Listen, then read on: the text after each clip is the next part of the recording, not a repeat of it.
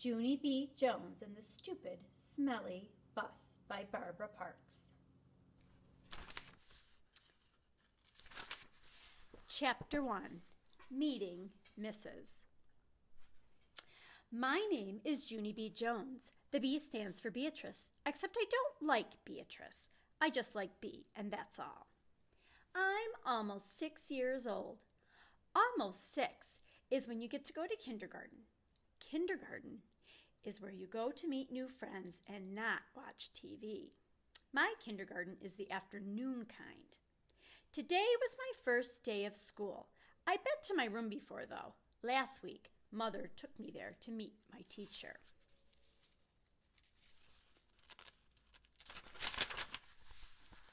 It was called Meet the Teacher Day.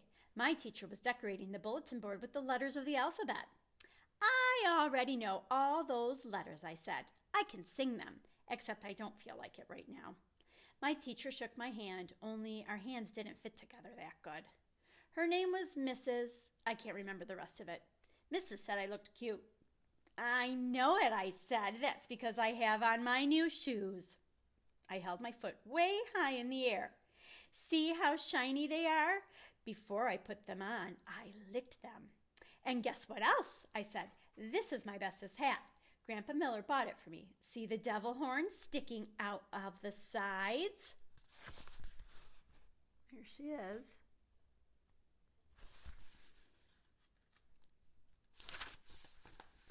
Mrs. laughed, except I don't know why. Devil horns are supposed to be scary. Then we walked around the room, and she showed me where stuff was, like the easels where we get to paint, and the shelves where the books are, and the tables where we sit and don't watch TV. One of the tables in the front of the room had a red chair. I would like to sit here, I think I told her. But Mrs. said, we'll have to wait and see, Junie. B, I said, call me Junie B. I hollered the B part real loud so she wouldn't forget it. People are always forgetting my B. Mother rolled her eyes and looked at the ceiling. I looked up there too, but I didn't see anything. Are you going to ride the bus, Junie B? Mrs. asked me. I made my shoulders go up and down. I don't know. Where is it going to? My mother nodded her head and said, yes, she'll be riding the bus. That made me feel scary inside, 'cause I never ride it on a bus before. Yeah, only where's it going to? I asked again. Mrs. sat on her desk. Then she and my mother talked more about the bus. I tapped on Mrs. Guess what? I still don't know where it's going to. Mrs. smiled and said the bus driver's name was Mr. Wu. Mr. Wu, said Mother. That's an easy name for Junie B to remember. I covered my ears and stamped my foot. Yeah, only where's the stupid, smelly bus going to? Mother and Mrs. frowned. Frowning is when your eyebrows look grumpy. Watch yourself, Missy, said Mother. Missy's my name when I'm in trouble. I looked down at my shoes. They didn't look as shiny as they did before. Just then another mother and a boy came in, and Mrs. went off to talk to them instead of me. I don't know why, though. The boy was hiding behind his mother and acting very babyish. I can beat that boy up, I think. After that, my mother sat me down and explained about the bus. She said it's yellow, and it's called a school bus, and it stops at the end of my street.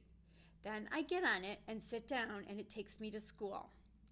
And then your teacher will meet you in the parking lot, said Mother. Okay, Junie B, won't that be fun? I nodded the word yes, but inside my head I said the word no. Let me show you this picture of her jumping up and down.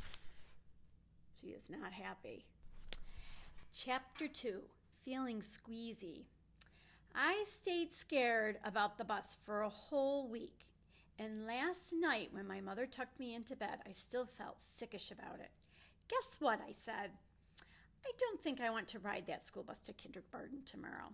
Then my mother rumpled my hair. Oh, sure you do, she said. Oh, sure I don't, I said back. Then Mother kissed me and said, it'll be fun, you'll see. Just don't worry.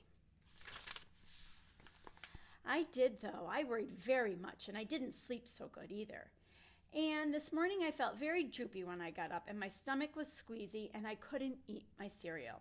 And so I watched TV until Mother said it was time to get ready to go. Then I put on my skirt that looks like velvet and my new fuzzy pink sweater, and I ate half a tuna sandwich for lunch. After that, Mother and I walked to the corner to wait for the bus. And guess what? There was another mother and little girl there too. The little girl had curly black hair, which is my favorite kind of head.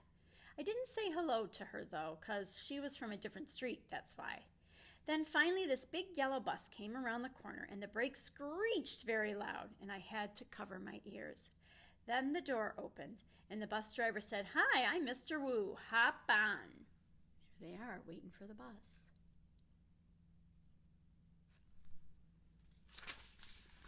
Except I didn't hop on because my legs didn't want to. "I don't think I want to ride this bus to kindergarten," I told Mother again. Then she gave me a little push. "Go on, Junie B," she said. "Mr. Wu is waiting for you. Be a big girl and get on." I looked up at the windows. The little girl with the curly black hair was already in the bus. She looked very big sitting up there and kind of happy. "Look how big that little girl is acting, Junie B," said Mother. "Why don't you sit right next to her? It'll be fun, I promise." And so I got on the bus, and guess what? It wasn't fun. Chapter 3, The Stupid Smelly Bus. The bus wasn't like my daddy's car at all. It was very big inside, and the seats didn't have any cloth on them. The little curly girl was sitting near the front, and so I tapped on her. Guess what I said? My mother said for me to sit here. "No," she said, "I'm saving this seat for my best friend, Mary Ruth Marble." Then she put her little white purse on the place where I was going to sit. And so I made a face at her. "Hurry up and find a seat, young lady," said Mr. Wu. And so I quickly sat down across from the curly mean girl, and Mr. Wu shut the door. It wasn't a regular kind of door, though. It folded in half, and when it closed, it made a whooshy sound. I don't like that kind of door. If it closes on you by accident, it will cut you in half, and you will make a squishy sound. The bus made a big roar. Then a big puff of black, smelly smoke came out the back end of it. It's called bus breath, I think. Mr. Wu drove for a while. Then the brakes made that sound, that loud, screechy noise again, and I covered my ears so it couldn't get inside my head, because if loud, screechy noises get inside your head, you have to take an aspirin. I saw that on a TV commercial. Then the bus door opened again, and a dad and a boy with a grouchy face got on. The dad smiled. Then he plopped the grouchy boy right next to me. "This is Jim," he said. "I'm afraid Jim isn't too happy this afternoon." The dad kissed the boy goodbye, but the boy wiped it off his cheek. Jim had on a backpack. It was blue. I love backpacks. I wish I had one of my very own.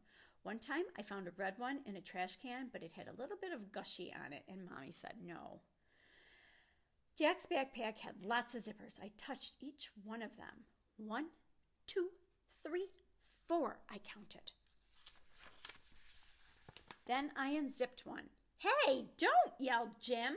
He zipped it right up again. Then he moved to the seat in front of me. I hate that Jim. After that, the bus kept stopping and starting, and lots of kids kept getting on. Loud kids. And some of them were the kind that looked like meanies.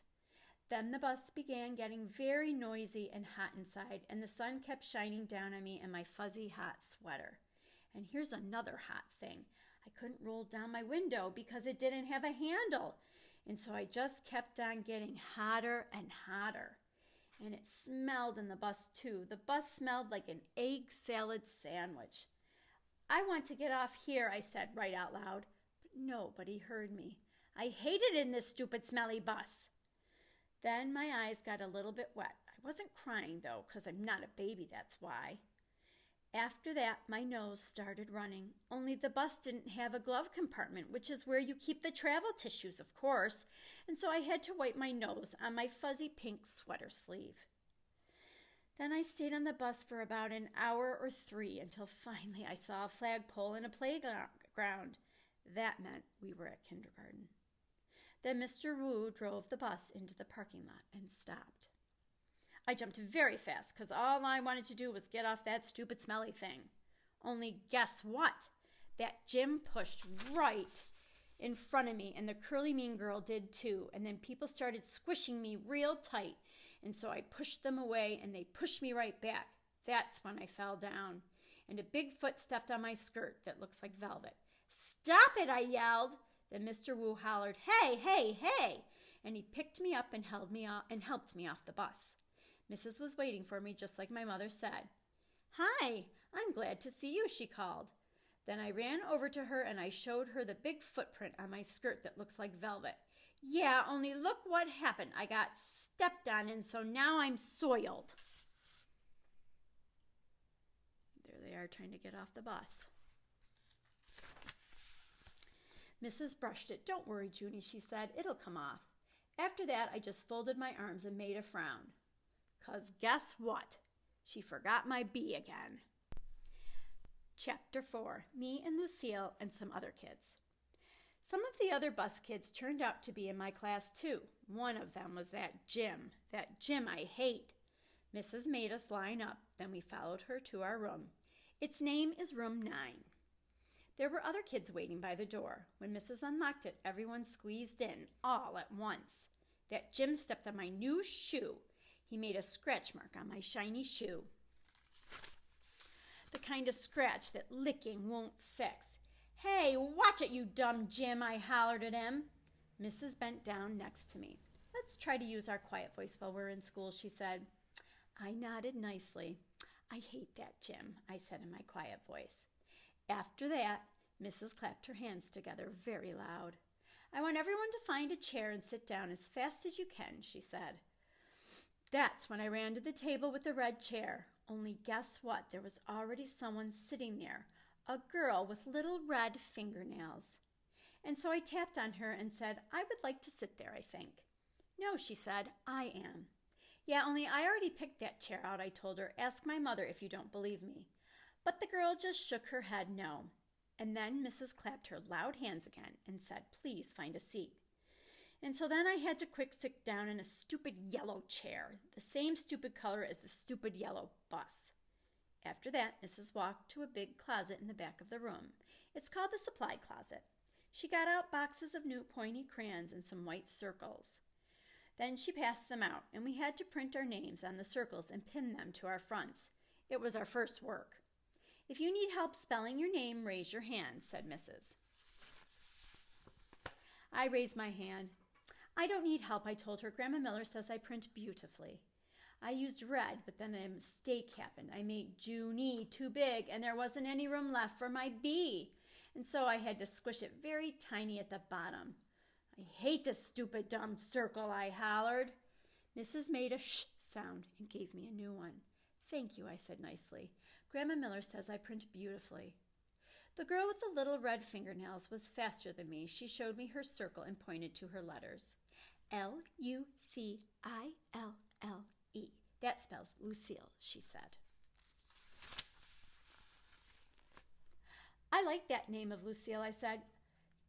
"'Cause guess why? Seals are my favorite animal. That's why."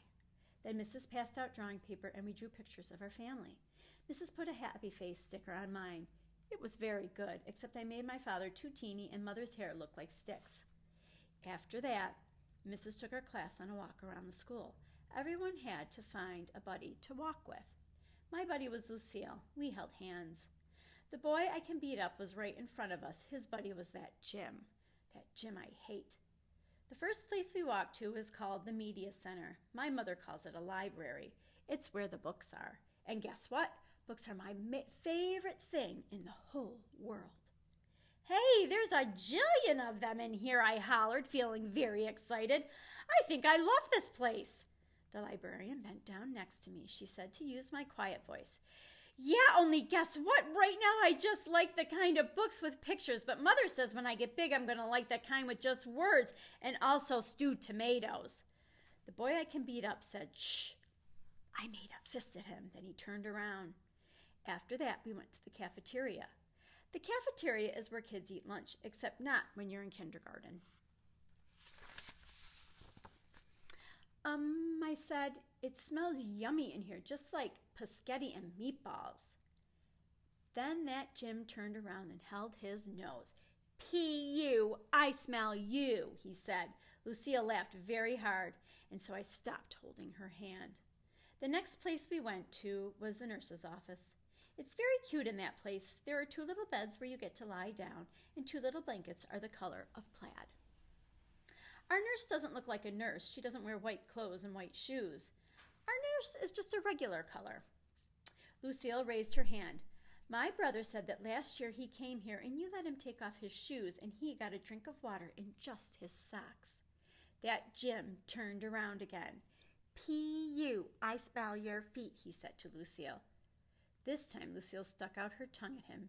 After that, we held hands again. Chapter 5, Principal. After we left the nurse, we went to the main office. That's where the boss of the school lives. His name is Principal. Principal is a baldy. He talks to us. Then Lucille raises her hand. My brother said that last year he had to come down here and you yelled at him, and now he's not allowed to beat up kids at recess anymore. Principal kind of laughed, then he held the door for us to leave. After that, we walked to the water fountain, and Mrs. let us get a drink. I didn't get a long one, though, because kids kept tapping on me. Hurry up, girl, they said. Yeah, only guess what? That's not even my name, I told them. Her name is Junie Bumblebee, said Lucille. Then she laughed. I didn't think it was a very funny joke. After that, Mrs. showed us where the bathroom was. There's 2 kinds of bathrooms in our school. A boys' kind and a girls' kind. I can't go in the boys' kind, though, 'cause no girls allowed, that's why. I tried to peek my head in there, but Mrs. snapped her fingers at me. The only boy who got to go into the bathroom was a boy I can beat up. He was jiggling around very much. Then he started running all over the place, and he was holding the front of his pants. William, said Mrs., are you having an emergency? Then William yelled, yes, and he ran right in there. The rest of us walked back to our room. I touched Lucille's fingernails. She said that her fingernail polish is named Very, Very Berry. I would like to have my fingernails red too, I said, but I'm only allowed to have the kind of polish that makes them look shiny. Its name is Clear. Clear is the color of spit. I hate Clear, said Lucille. Me too, I told her. Oh, here's a picture of them waiting at the bathroom. And also, I hate yellow, which is the color of the stupid smelly school bus. Lucille nodded her head. My brother said, but then when you ride home on the bus, kids pour chocolate milk on your head. Then all of a sudden, my stomach felt very squeezy again because I had to ride the bus home, that's why. Why did you have to tell me that for, Lucille? I said, kind of grouchy. After we got back to room 9, we did some more work. It was a game to help us learn each other's name. I learned Lucille and also a girl named Charlotte and another girl named Grace. Then I learned a boy named Ham, which we eat at Grandma Miller's. Pretty soon, Mrs. clapped her loud hands together. Okay, everyone, gather up your things. It's almost time for the bell. Then I heard a noise in the parking lot. It was screechy brakes, and so I looked out the window, and I saw the school bus. It was coming to get me. Oh, no, I said kind of loud. Now I'm going to get chocolate milk poured on my head. Then I chewed on my fingers. Get in line, said Mrs. When we get outside, I want all of my bus students to come with me. The rest of you must go to the crossing guard. Everyone was lining up. I was the very last one. Just then the bell rang and Mrs. marched out the door. Then everybody else marched out too. Except guess what? I didn't. Chapter 6. A Good Hider. When you're the very last one in line, nobody watches you. That's how come nobody saw me when I ducked behind the teacher's desk and hid. I'm a good hider. One time at Grandpa Miller's house, I hid under the kitchen sink. Then I made a growly sound and sprung out at her. I'm not allowed to do that anymore. Anyway, I stayed scrunched behind the teacher's desk for a while, and then I sought a better place to hide. It was the big supply closet in the back of the room. And so I ran back there very fast, and I squeezed onto the bottom shelf.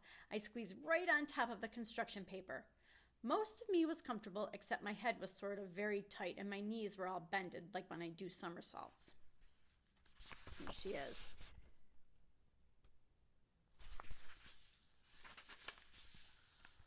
Then I pulled the door mostly closed.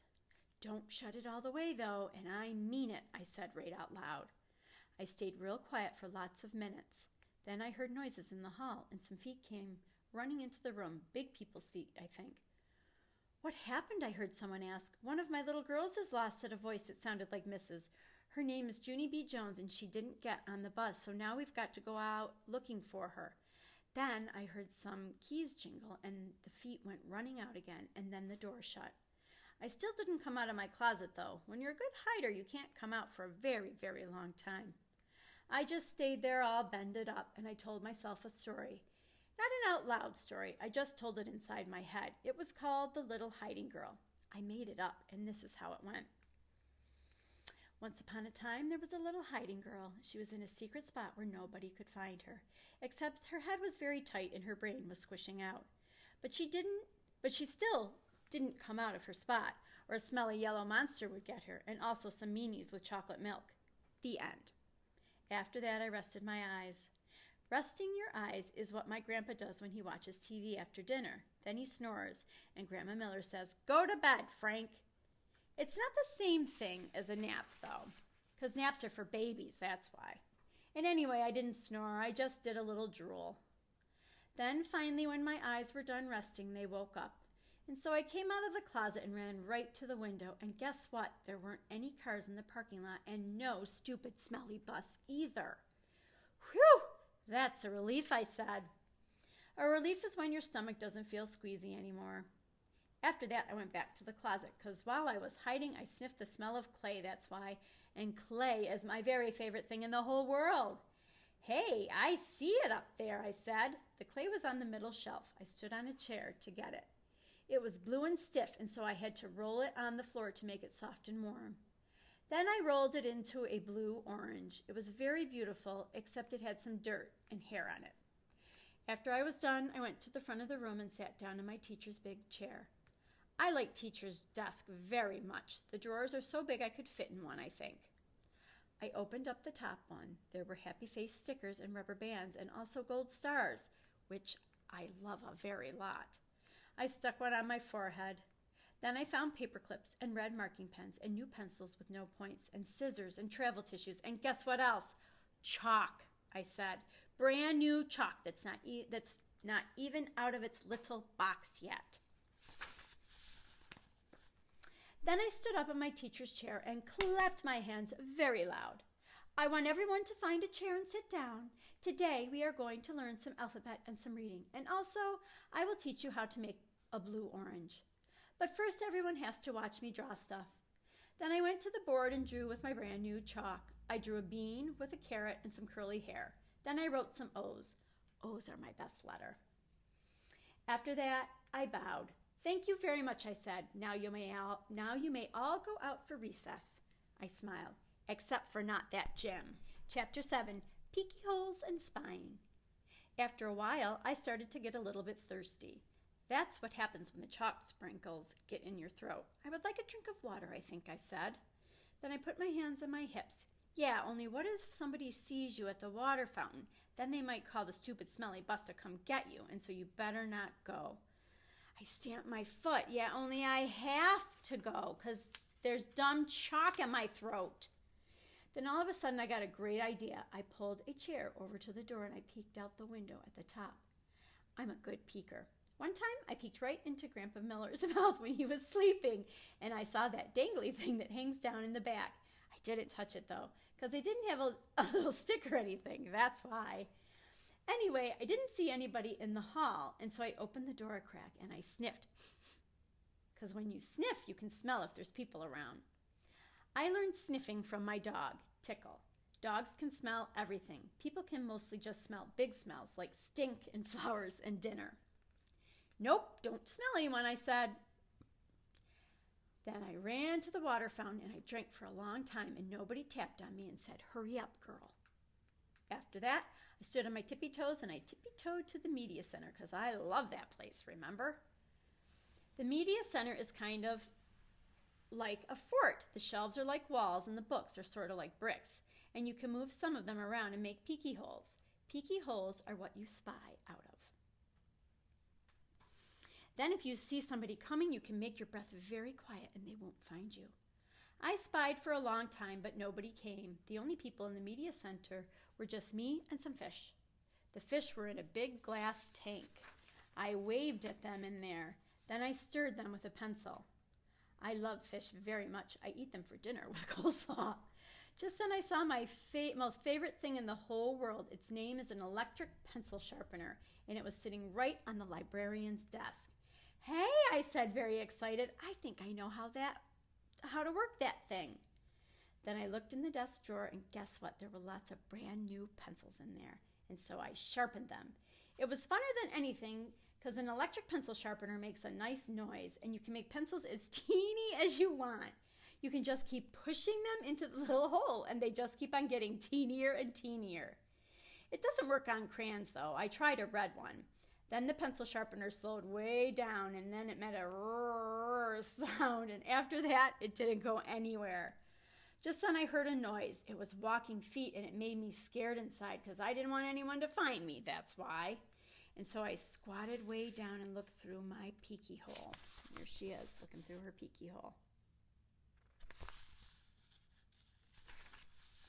Then I saw a man with a trash can. He was singing "Somewhere Over the Rainbow." That's a song I know. It's from my favorite movie, which is called The Wizard of Oz. The man with the can didn't see me. He walked down the hall. Then I heard him go outside. I stayed squatted down for a long time, but he never came back. "Whew, that was a close one," I said. And so then I ran to find a better place to hide. Chapter 8, The Dangerous Nurse's Office. Guess where I ran? Straight to the nurse's office, of course, because there's those plaid blankets to hide under. There's other neat stuff in there, too, like a scale to weigh yourself and a sign with a giant E and other letters. The nurse uses the sign to test your eyes. She points to the letters, and you have to yell out their names. You have to yell the E the loudest. That's how come it's so big. And guess what else? Guess what else I saw in the nurse's office? Band-Aids. That's what. I love those guys. They were on top of the desk, and so I opened the lid and I sniffed them. I said, because Band-Aids smelled just like a brand new beach ball. Then I dumped them out. They were the most prettiest Band-Aids I ever saw. They were red and blue and green and also yellow, which is the color I hate. And they were different shapes, too. They were squares and circles, and some are that very long kind, which are called tangles, I think. I put a green circle on my knee. That's where I fell down on the sidewalk last week. It's mostly all better now, but if I press it very hard with my thumb, I can still make it hurt. After that, I put a blue tangle on my finger. That's where I got a splinter from the picnic table. Mother pulled it out with tweezers, but there's still some table in there, I think. Also, I put a red square on my arm. That's where Tickle scratched me because I got him all wound up. Just then I saw the nurse's purple sweater. It was hanging on her chair. I put it on. "Now I'm the nurse," I said. Then I sat down and I pretended to call the hospital. "Hello, hospital, it's me, the nurse. I need some more Band-Aids and some aspirins and some cherry cough drops, only not the kind that make your mouth feel freezy. Oh, and I need some lollipops for when kids get needles. And also, I need a little stick or something in case I have to touch that dangly thing that hangs down in your throat." Then I pretended to call room 9. "Hello, missus, please send that Jim to my office. I have to give him a shot." Just then I saw my most favorite thing in the whole world. In the whole world, they were near the door, and their name is crutches. Crutches are for when you break a leg, then the doctor puts it in a big white cast with just your piggy sticking out, and you can't walk on it. And so she gives you crutches to swing yourself. I ran over and picked them up. Then I put them under my arms, only they were way too long for me, and I didn't swing that good. Here's a picture of her. She's in the sweater. She's got the crutches. And so then I got another idea. I carried them to the nurse's chair, and I climbed up there, so I was real tall. And then I put the crutches under my arms, and they fitted just right. After that, I stood on the edge of the chair, and I leaned forward very slow. Except then a terrible thing happened. The chair was on wheels, and it rolled away from my feet, and I got stuck on the crutches way high in the air, and I was very dangly up there. "Hey," I shouted, "get me down from here." Then I wiggled around, and one of the crutches slipped, and I came crashing down, and I banged my head on the desk. "Ow!" I yelled. "Ow, ow, ow!"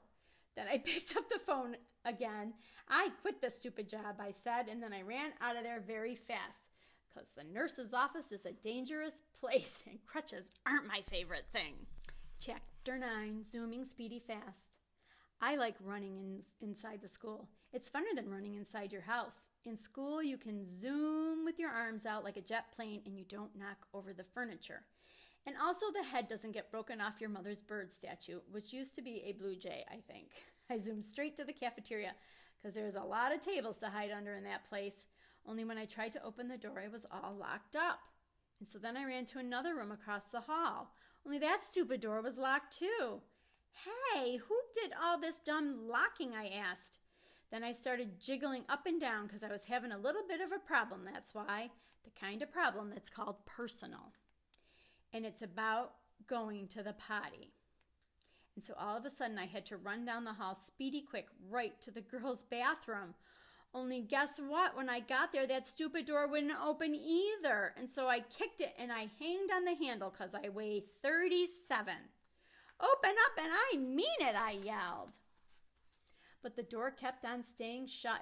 It's emergency, I shouted. And then all of a sudden I remembered about that boy I can beat up because he had emergency too and he got to go into the boys' bathroom. And so I zoomed across the hall and I pulled on the boys' bathroom door, but that dumb thing was locked too. Stupid, stupid doors, I hollered. After that, I started to jiggle up and down very fast. Oh no, now I'm going to have an accident on my skirt that looks like velvet. Only just then I remembered something else about emergencies because Mother told me what to do if I ever needed help. And its name is call 911. And so then I ran back to the dangerous nurse's office because that's where the phone was, of course. And then I picked it up and I pushed the 9 and the 1 and another 1. Help! This is emergency, I yelled. All the doors are locked in this place and now I'm going to have a terrible accident.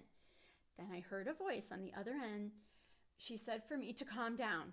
Yeah, only I can't because I'm in big trouble and I'm all by myself and I need help real bad. Then the lady said to calm down again, except for I couldn't stand still, and so I just hung up and ran right out of there.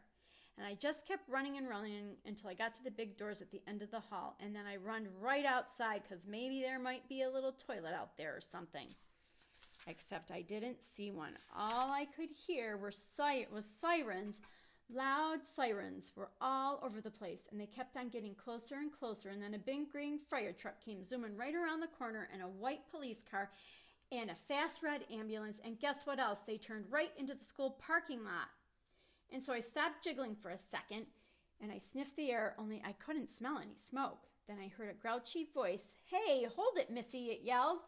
And I got very scared inside because Missy's my name when I'm in trouble. I turned around. It was the man with the can, and he was running at me.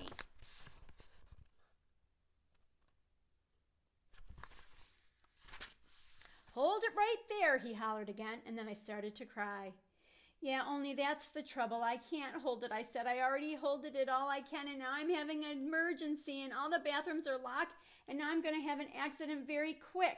And then the man with the can didn't look so grouchy anymore. Well, why didn't you say so, sis, he said.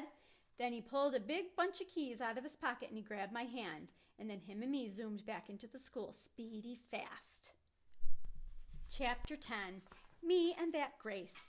The man with the can unlocked the girls' bathroom for me, and I ran right in there. And guess what? I made it, that's what. I didn't have an accident on my skirt that looks like velvet. Whew, that was a close one, I said. Then I washed my hands at the sink, and I looked in the mirror, and the gold star was still on my forehead. It looked very beautiful up there. After that, I went into the hall, and the man with the can bended down to me. Everything okay, sis? He said. And so I nodded my head. I holded it, I said, very happy. Then all of a sudden, there were lots of people running at us. There were firemen and police, and there was a tall lady rolling a bed on wheels. Hey, I said to the man with the can, what happened? Did somebody get run over in here or something? Then I saw Mrs. and Principal and Mother. They were running at us too. And then Mother bended down and hugged me very tight. After that, everyone started talking at once, and nobody was using their quiet voice, and nobody was smiling either. Principal started asking me a jillion questions. Mostly they were questions about hiding in the supply closet. I'm a good hider, I told him. Principal acted a little bit grumpy. He said I wasn't allowed to do that anymore. When you go to school, you have to follow the rules, he said. What would happen if every boy and girl hid in the supply closet after school? It would be very smushy in there, I said. Then he made his eyes frowny, but we wouldn't know where anyone was, would we, he said. Yes, I said, we would all be in the supply closet.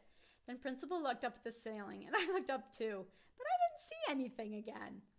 After that, Mother looked at my Band-Aids. Did you hurt yourself, she asked. And so I told her all about the dangerous nurse's office, and then I showed her the nurse's purple sweater, and she made me give it back.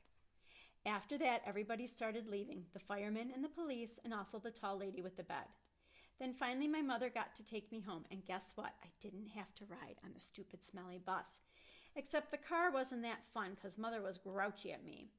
I'm sorry the bus wasn't fun for you, Junie B, she said, but what you did was very, very wrong.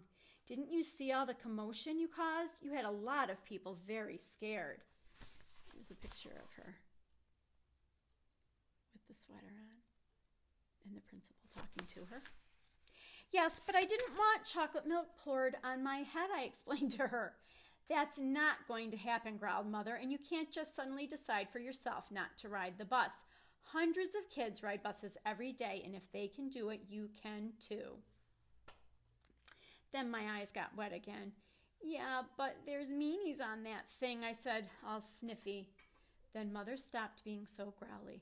What if you had a friend to ride with, she said. Your teacher told me there's a girl in your class who will be riding the bus for the first time tomorrow. Maybe you could sit together. Would you like that? I made my shoulders go up and down. Her name is Grace, said Mother. Grace, I said. Hey, I know that Grace. I learned her today. And so when we got home, Mother called that Grace's mother. And then they talked. And then me and that Grace talked too. I said hi and she said hi. And she said she would sit with me. And so tomorrow I get to take my little red purse on the bus and I get to put it on the seat next to me so nobody will sit there. Nobody except for that Grace, of course. And then she and me might get to be buddies and we can hold hands just like me and Lucille. I would like that, I think. And guess what else? Tomorrow I think I might like yellow a little bit too. The end. So join me next week and we're going to read the second Junie B. Jones book in the series. And that book, let me see if I can find what it's called. Oh, Junie B. Jones and a Little Monkey Business will be next week's book. Thanks for stopping by.